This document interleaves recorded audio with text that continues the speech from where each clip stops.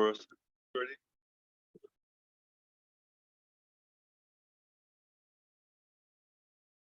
We don't have it on the agenda, but are there any citizens' comments? Hearing none, we'll go to EDC's discussion for emergency funding of employees and market. Do you want me to summarize the memo or? Yeah, I think everyone's read it, correct? Yes. Yeah, I think you just summarized it. Okay, so there were three initiatives that we ultimately decided on to recommend, one of which doesn't require any funding, and we've already implemented it, which is to try to get information to local businesses. We had a great webcast last Thursday. There weren't many local businesses in attendance, I think mostly because we didn't set the time. The availability of people was only known the day before. We could only get one posting in the listserv, but we have it recorded, and there was a lot of really helpful information, including importantly, for something I think we're going to discuss, the Department of Labor talking about the streamlined processes that they've set up for unemployment insurance for employees who lost wages, including those who will lose wages in the future, out through 10 weeks, I believe, from the onset of July. So basically through the end of September. I just want to emphasize that one point that you do have to apply for regular uninsurance before you can be shifted over to disaster uninsurance. But that process only takes a couple of days. They've set up an expedited process. So it sounds like it's easier than some businesses thought it was going to be. And that's information that we'll try to continue to kind of get that highlights of that webcast out into the community. The other two programs do require funding. The first is the marketing program. The benefit of the investments that we've made, I know you're all now expert at all the investments that we've made in the marketing platform, but the benefit of it is that literally as soon as we were able to write what the messaging was, and that took a few days with input from some businesses, as soon as we were able to write it, we were able to push a button and change the marketing. And we did that because that required no funding. We asked the marketing working group if they wanted, what else they needed, and they came back to us with what we thought was a very modest request for additional $5,000. That money will go towards paid advertising, basically increasing the number of people who see the messaging. We pay, but most of our money doesn't go to that. In fact, very little of it goes to paid advertising, really only on a testing basis. Most of the money goes towards creating the content, and we have a fairly large base of people that we can send it to without having to pay for it. This simply expands that by a bit. So that's really all there is to explain for the $5,000. It's the marketing messaging has already been changed. I've received some messages already, it has a person on the list.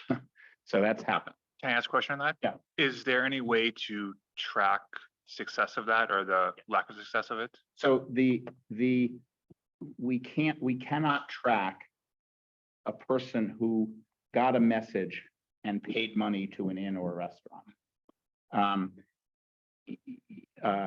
We can track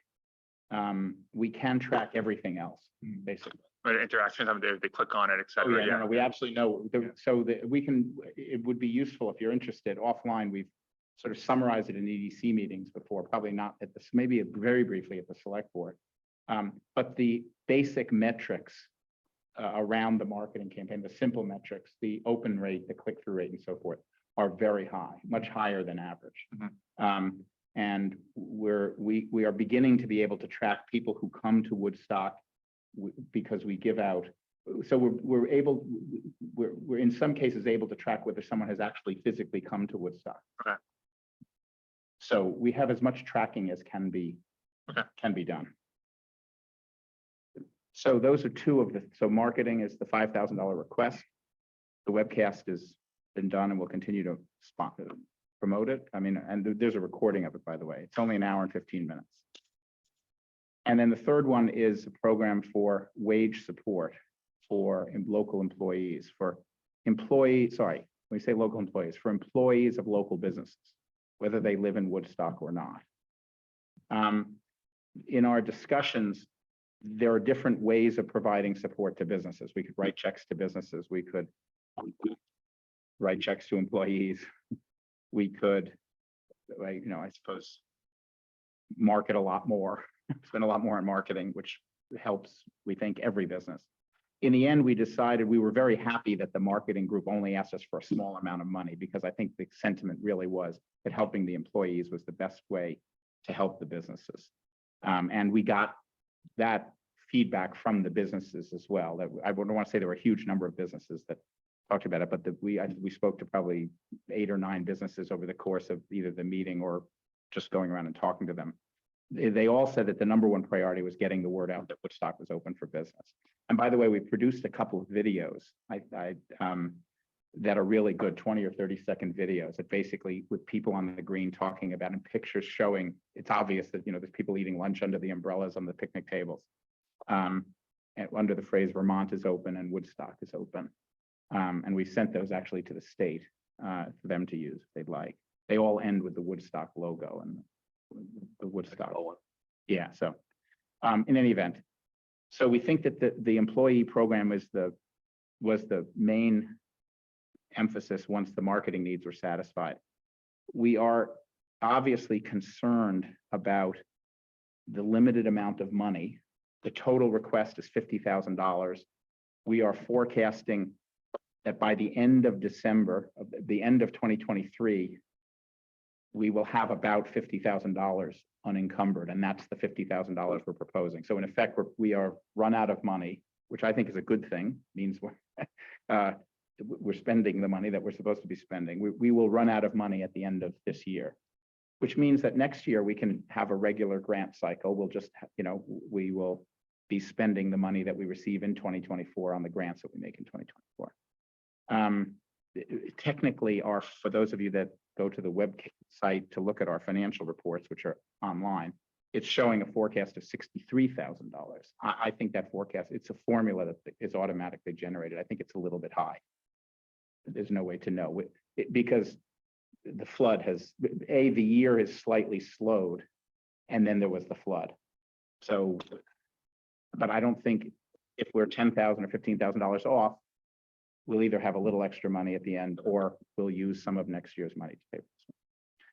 I think that the critical decisions were how much to offer and how quickly to do it, and who should make the payments, and what's the easiest way to disperse the information to get the funds out quickly. And so what we settled on was a 1-week period, because to try to move quickly, the town is able to make the payments if we keep it very simple. And in particular, if we keep it under $600, because then they don't have to do W-9s or something. So that like triples the amount of work. We think that there are 100 people or more who are eligible, and we're worried about, so we set the amounts low. This is a little bit, right to your email that you sent. We set the amounts at $500 so that we could service 90 people at least. And then we had a second kind of tier. If you've worked 12 hours or more, you get $250. And if you work 20 hours or more, you get $500. We have a simple process. We will check with each. The application is very simple. So what's your email address? How many hours did you lose work? And with the farmers market in mind, because they are paying their people through August 12th, how many hours do you expect to lose before the end of September?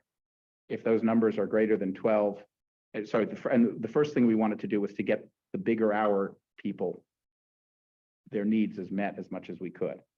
So the first thing we'll do is we'll take all the applicants for 20 hours or more, give them each $500, unless it adds up to more than 45,000, in which case we'll give them $450, whatever, we'll prorate the pool across them. And then we won't serve anyone else. If there's money left over, we'll do the same thing with the $250 people. And if there's money left over after that, we'll extend the 1 week and take another round of. Yes. In terms of the timing, we wanted to do this all at once rather than rolling. Because if we do rolling, Ray applies, we give him 500, then Mary applies, we give him 500, and then Susan applies, we're out of money.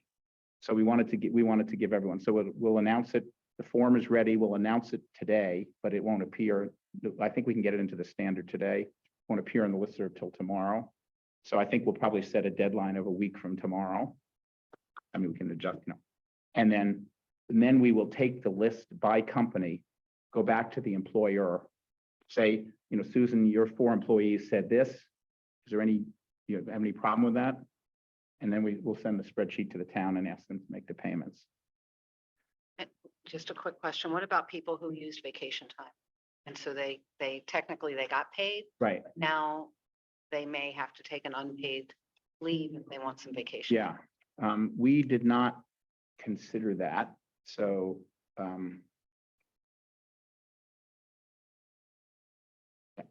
well, let me say that I think that may intersect with the question, well, no, with the question of the inn. Yeah. Because my understanding is so one issue that we were concerned about was whether, because of the size of it, all of, 80% of the money would go towards the inn. There's nothing against the inn. It's just we felt that qualitatively, it seemed like if anyone could survive, the inn could somehow survive this better than a smaller business. Except not some of the employees. Understand, correct. So we were so we met with the inn. They came to our meeting, we discussed, and then we had a separate meeting with the inn to try to work it out. What we came up with was this 12 hours and 20-hour split. The inn, but I believe there was a bit of a disconnect, or the inn said that there were probably only 30 to 40 people who worked who worked half-time or more who lost wages. And so we thought, well, 30 to 40 people, that's, if we have enough money for 90 people, that's a lot, but it's, that's appropriate. And everything will get prorated down. If we have 120 people, everyone will get a little bit less. But they were, I think, talking about 30 to 40 people working half-time per week, which would be 20 hours per week. And we set the limits at 12 and 20 hours in total, because we didn't want to have, like, if you had if you worked 22 hours the first week and then took vacation, or 18 hours the first week, and then took vacation because you were planning not to be there or something. We didn't want to, the whole part of this is to be simple. We don't have a big processing facility. And by the way, we thought about a heavier processing process through the hub. And Jill and the hub team were willing to conduct the reimbursement process for us, which would have enabled them, I think, to ask more questions and to deal with subtleties the way they do normally. But that was going to cost them, and therefore us, a fair bit, because they have to pay. They have costs that they incur. So we decided in the end to do it the simplest possible way, which means that the kind of subtleties about when did you incur the work, the lost wages and so forth. We just said, you know what, it's $250 and $500, 12 and 20 hours. So sorry, that doesn't answer your question. We did not consider vacation. I think. Will you consider vacation? In Well, the sense that if someone took like a Monday off, they lost a vacation day, that's between them and the employer, Right. but Yeah, no, I understand. $100 they get from us. Yeah, it's it's considered a lost wage. Okay. Here's, just to run this by you, just as reasonable people, or to advise. I am hesitant to make decisions on behalf of the whole EDC at a moment like this. Mhm. But there are basic principles that we set up. I think a lost vacation day is a lost wage. It's just in a different form. And so therefore, I feel comfortable saying that we would cover vacations, because I think that was we didn't use the word vacation, but you're certainly losing a dollar benefit that's exactly equal to the wage. So I think that's a law. Are there any other EDC members that aren't on the call? I think that is a reasonable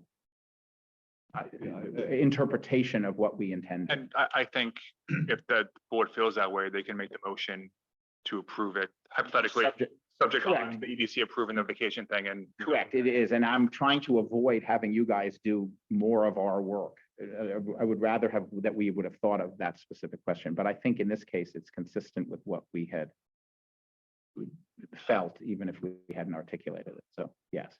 can I ask follow up? Would an employee who left a position in a Woodstock business and gone somewhere else potentially outside of Woodstock, would they be eligible for this as well? I think I don't think that would be that would be inconsistent with what we talked about. The original purpose of this was to prevent defections. It's now, what happened in the interim is it took us a little while to design the program and the water shortage problem was fixed. So this is no longer really a defection prevention program since the people would have defected already. I mean, they're back at work. But we still felt that there was harm done and maybe it could cause future defections and so forth. So I would say the answer to that, that was not the spirit of what we talked about. So I would say no. They have to be current employees. And that would be what we would check with, would check with the employer. That also falls under the businesses not wanting money themselves, but the money go to the employees. You know, it's kind of, that matches up with that, so. Yeah. I will say that there was one, I did hear from one business owner who was physically affected by, well, I heard from a number of business owners who were physically affected. And one basically feeling really concerned that there wasn't that the process of getting money from SBA and unemployment insurance and so forth was going to be very complicated and was quite concerned.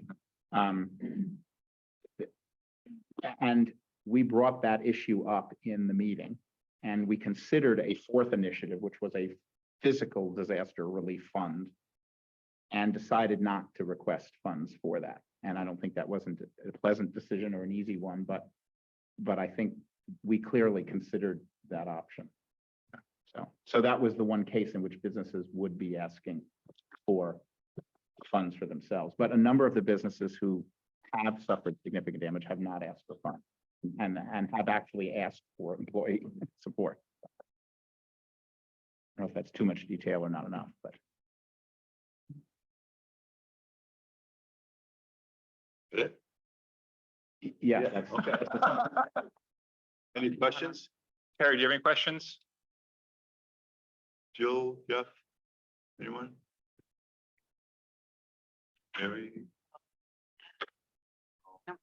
No. Okay, I will entertain a motion to approve the EDC funding. Supporting local businesses affected by the flood and employees. I would move that we approve the funding of 5,000 for marketing and the 45,000 for the employee wage support program. Second. Do you want to do it with the vacation included or not? Yeah. Oh, yeah, with the or I guess, with the understanding that. yeah, that the proposal could be amended to include vacation days. Second. All those in favor? Aye. Aye. Opposed, none, motion passes. Thank you. I just like to say, I'd like to thank the EDC. They moved very quickly over the last few weeks, a lot of special meetings. They had a lot of people involved. So I just appreciate their efforts to help the residents and employees of Woodstock. So thank you. Yeah, Thank you. thank you. Eric will be dumping this request on you in about 8 seconds. Thank you. Send out a ton of checks. Is there any other business? I just,